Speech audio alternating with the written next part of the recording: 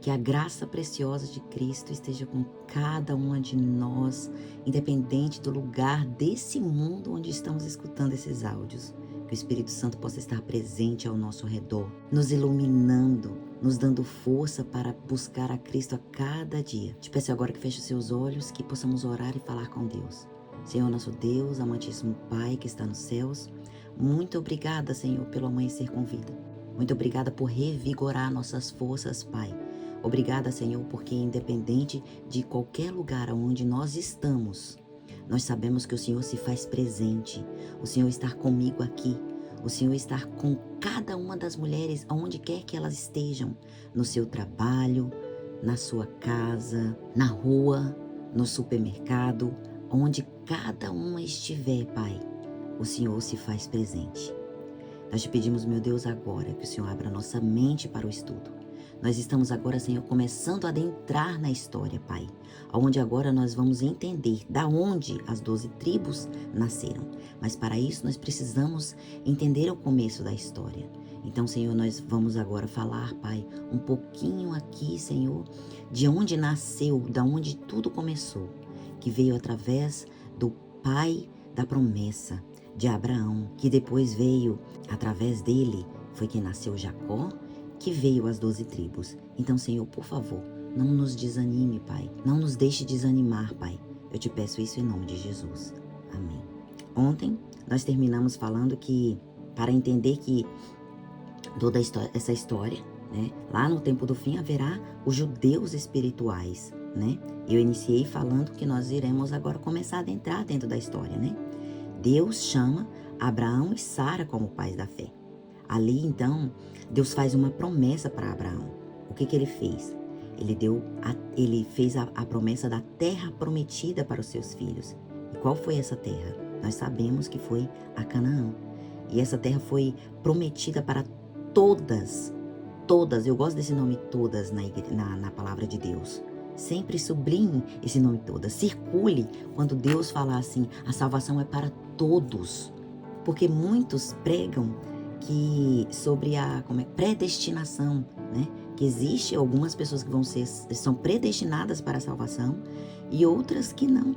Mas eu gosto da palavra todas, né? E nós temos que circular essa palavra todas. Então, Deus faz a promessa para todas as gerações. E isso está lá em Gênesis, a terra prometida. Não dá tempo para falarmos de todos os detalhes aqui, mas leia, depois você vai lá em Gênesis capítulo 15, leia o capítulo 15, especial verso 13 e 18. Ali vai falar sobre isso. E hoje, qual é essa promessa? Qual é essa terra? É a terra da Palestina. E para que essa promessa fosse validada, o povo de Israel teria que ser fiel. E se não fosse fiel, de nada valeria. Então você vê aqui, você consegue enxergar aqui, era uma terra com uma promessa condicionada. Deus fala a Abraão que o seu povo seria oprimido por 400, em volta, né? 400 anos. Nós sabemos exatamente que foram 430, né? Antes deles entrarem na terra prometida. Agora, essa terra nós já vemos que é a terra prometida, é a terra de Canaã. E Deus usa Moisés para cumprir essa promessa. Isso está lá em 27, 28, 29 e 30 de Deuteronômio. Qual é essa condição? Qual foi essa condição? Obediência e fidelidade. Grava isso. Uma condição. Obediência e fidelidade. Ser fiel, ser obediente. Agora a pergunta é, eles se converteram verdadeiramente de coração? Nós temos essa resposta, porque Paulo exatamente explica sobre isso. Como que Deus cumpre essa promessa a Abraão? Paulo está dizendo que Deus vai circuncidar o nosso coração, não por ser judio, mas por ser circuncidado automaticamente quando você aceita o Jesus, o Deus verdadeiro, o verdadeiro Deus, ou seja, o verdadeiro judeu. Para Deus, não é aquele convertido, vamos colocar entre aspas, né, a Deus. É aquele que aceita Deus como o seu Salvador, mas que obedece os seus mandamentos. É aquele que é batizado. Agora, o capítulo 4 amplia um pouco mais essa promessa. Romanos 4, principalmente ali de 1 a 3. Leia o capítulo 4. Vai em Romanos. Leia a palavra de Deus, o capítulo 4 de Romanos, especial o verso 13. Agora, olha que interessante. Deus diz que Abraão seria herdeiro da promessa. Abre os seus ouvidos. Deus diz que Abraão seria herdeiro da promessa, herdeiro de Canaã, né? Só que agora Paulo vem dizendo que será herdeiro do mundo inteiro. Então, todos que aceitam Jesus têm Abraão como pai. Se você aceita a Cristo, se você aceita Jesus como seu Salvador, você é filho de Abraão. Gálatas 3,7 diz que você é o herdeiro conforme a promessa. E só é herdeiro quem é filho. E só é herdeiro quem é filho. Ei, nós somos filhas de Abraão. Amém. Que Deus seja louvado por isso. Por isso, hoje, somos judeus espirituais. Olha que maravilha. Então, não se aplica somente à Palestina mais, mas agora a todo o mundo. Bem-aventurados os mansos, porque herdarão a terra da herança. A terra inteira foi nos prometida, não somente agora a Canaã, mas a Canaã celestial. Olha que bênção isso. Todos que aceitarem a Cristo. Romanos capítulo 9, de 1 a 5, ali parece que a promessa de Deus, ela deu uma falhada, ela falhou. Mas olha o que Paulo vem dizendo no capítulo 9, né? No capítulo 9, de 6 a 9, poderia a promessa de Deus falhar? Nunca, Paulo fala. Então, não se cumpriu a promessa que Deus fez? Então, será se a promessa que Deus fez não se cumpriu a Abraão, o que Deus tinha dito? Porque nem todos de Israel são israelitas, a não ser descendentes de Abraão ou Israel, que no caso é Jacó, neto de Abraão, né? Romanos 9:8, Paulo fala que os que são descendentes de Abraão não são descendentes segundo a carne, mas segundo a promessa, segundo a fé. Louvado seja Deus por isso, porque hoje, todos, independente de eu brasileira, da minha amiga africana, da minha amiga indiana, todos que aceitam a palavra de Deus, todo que se converte em Cristo Jesus são descendentes de Abraão. Então, a gente vê que muitos dos judeus, dos israelitas, não aceitaram o Deus verdadeiro. Tanto que existe o verso, né? Veio para o que era seus, mas os seus o rejeitaram. Porém, a salvação é para todos aqueles que aceitarem Jesus como o seu único Salvador. Então, aqui a gente vê que quem é que o céu hoje vai reconhecer como filho de Abraão? Aqueles que aceitam Jesus como seu Salvador. Porém, são aqueles que, lembra da condição? Que obedece, são os obedientes, os que obedecem. Essa era a condição, lembra? Aqueles que obedecem, obediência e fidelidade. Seja fiel a Deus. Hoje eu te convido a entender como ser um judeu espiritual, como ser filho de Abraão, aqueles que oram falando: Senhor, eu te aceito como pai. Mas aceitar como pai é fácil. Difícil é obedecer. Difícil é você fazer suas renúncias, é você matar o próprio eu, é você amar a Deus de todo o coração a ponto de dizer: Senhor, eu quero viver por ti. Senhor, eu quero viver por ti. Não é? Senhor, eu quero brilhar por ti, na verdade, né? Me veio aqui esse louvor aqui agora. Mas viver por Deus. Então ore e fale: Senhor, eu quero te obedecer. Me dê forças, Pai. É assim que os filhos de Abraão e de Isaac e de Jacó, o Israel moderno, a Bíblia diz, né? A igreja de Cristo se veste do manto da justiça. Os que são batizados em Cristo. Estamos vestidos de Cristo. Somos todos de Cristo. E somos de Cristo, então. Somos herdeiros. Eu faço uma pergunta. Então, os 144 mil são só os judeus da Palestina? Seja anátema, é o que a Bíblia fala. O que é anátema? seja amaldiçoado. Ou seja, tu está negando a Cristo, criatura. Tu está negando a Cristo, meu irmão, né? A palavra de Deus diz. Então, a gente vê que quantos judeus negaram a Cristo, né? Agora eu e você que está escutando esse áudio, nós não negamos a Cristo. Amém? Diga amém no seu coração. Se você está buscando as coisas de Cristo, é porque você tem interesse nas coisas de Deus. Então, sim, você é filha da promessa. Que você possa dizer amém no seu coração. Que você possa ter o desejo de cada dia mais buscar as coisas de Deus. Jesus está voltando e que Deus possa cada dia lapidar-nos. Olha, eu termino aqui hoje contando um testemunho, sabe? Porque são tantas lapidações e às vezes as lapidações doem.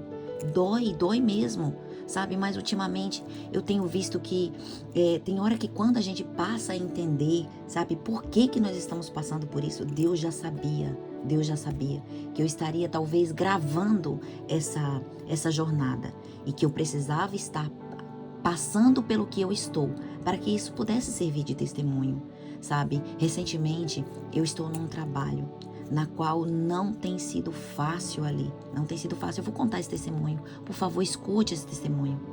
A minha chefe, por um erro que eu fiz lá, né? No caso, eu trabalho em uma cafeteria francesa, fazendo os lanches, e no qual um dos lanches ali se chama hot wrap, né? Que você tem que enrolar um wrap e colocar dentro de uma caixinha de papelão.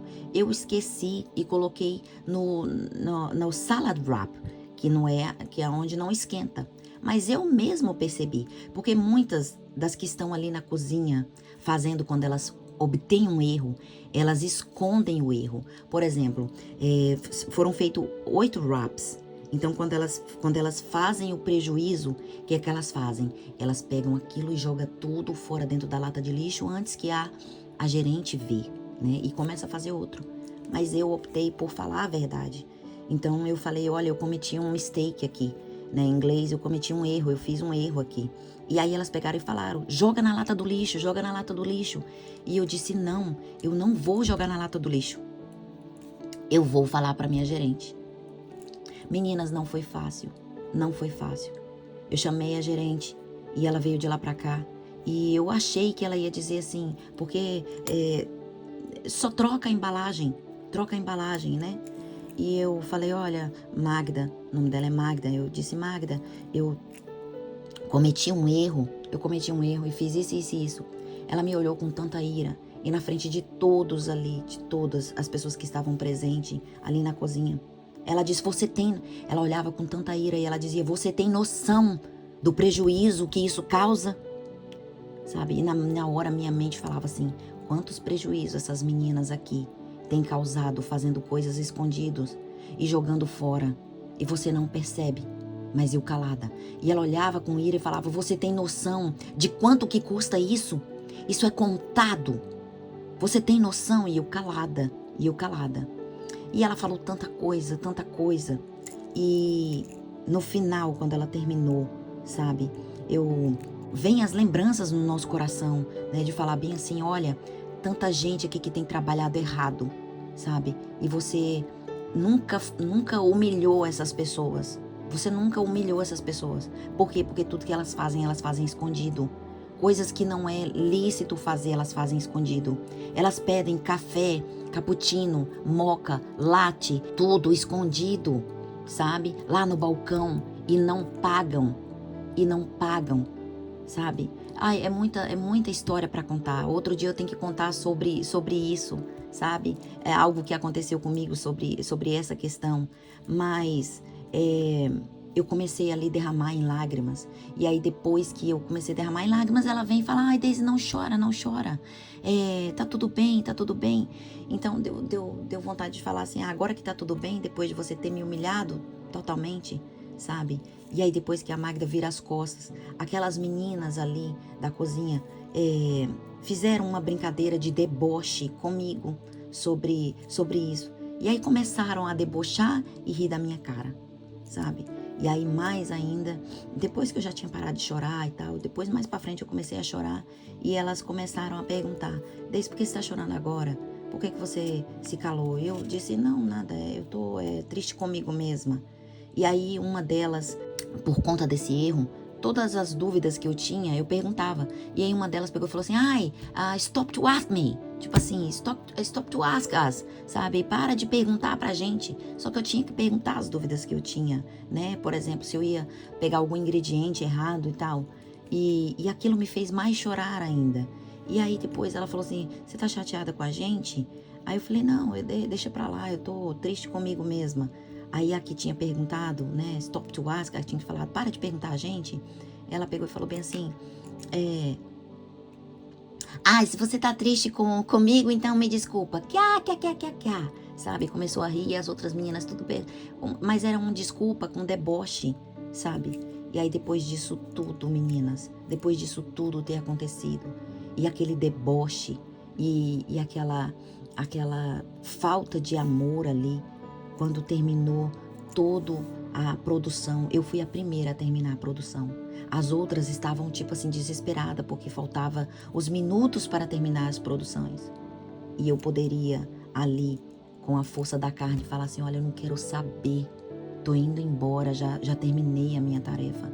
E aí eu fui ajudar cada uma delas.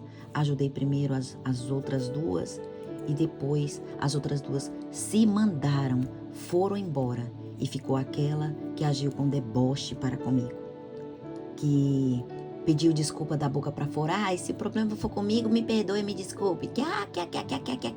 Sabe? E ficou eu ali naquela cozinha, triste, com os olhos inchados, mas fui ajudar aquela mulher. Então, é sobre as lapidações que dói. É sobre as lapidações que Deus quer que nós passamos nessa terra, para que sejamos lapidados, para que sejamos salvos em Cristo Jesus. Eu entendo isso como aprender a ser mais humilde, aprender a amar o próximo, porque amar, gente, não é um sentimento, amar é uma escolha. Então que Deus possa nos ajudar a cada dia e que a gente possa falar para Cristo, mesmo que doa, mesmo que dói, sabe? Mas que Deus nos ajude. E isso é só um dos testemunhos, porque eu tenho passado por tantos e um dos que eu passei ontem não foi fácil. Mas que Deus nos ajude a cada dia a vencermos pela fé, porque Jesus está muito próximo de voltar. E eu percebo que a lapidação de Deus, que a urgência de Deus em lapidar o nosso caráter está sendo rápida. Ele está correndo contra o tempo, porque Jesus está voltando. Que Deus nos abençoe e que nós possamos amanhã nos achegar em mais um estudo, para que nós possamos entender o plano de Deus para cada um de nós. Fica com Deus e até amanhã.